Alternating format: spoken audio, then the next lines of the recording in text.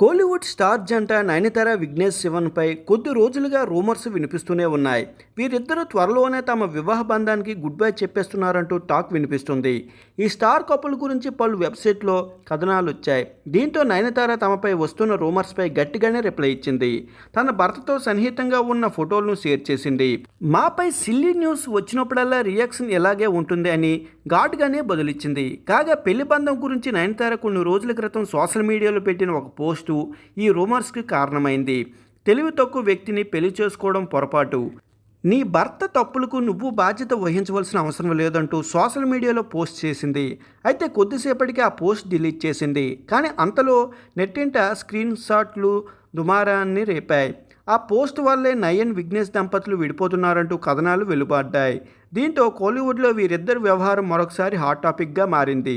ఇక నయనతార సినిమా పరంగా చూస్తే చిరంజీవి హీరోగా తెరకెక్కిస్తున్న మెగా 157లో కనిపిస్తుంది.